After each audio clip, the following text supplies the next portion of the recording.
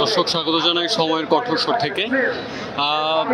আমরা এখন আছি রাজধানীর ৩০০ ফিটে, ঠিক এই ফ্লাইওভারটি দিয়ে তারেক রহমান সমাবেশস্থলে পৌঁছাবেন এবং আশেপাশে হাজার হাজার নেতাকর্মীদের ভিড় এবং হাজার হাজার নেতাকর্মীদের ভিড় এবং এখানে আইন শৃঙ্খলা রক্ষাকারী বাহিনী বিশেষ নিরাপত্তা জোরদার করেছেন। এখানে বাংলাদেশ সেনাবাহিনী রয়েছে এবং বিজিবি রয়েছেন এখানে বিশেষ নিরাপত্তা এবং চারোপাশে কিন্তু বাংলাদেশের বিভিন্ন জেলা থেকে হাজার হাজার নেতাকর্মী এসে ভিড় করেছেন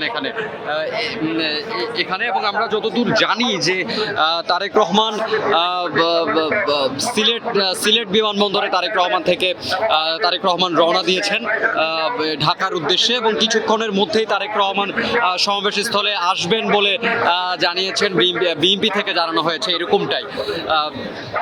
তো আমরা এই ছিল আমাদের কাছে সমাবেশস্থল থেকে সর্বশেষ।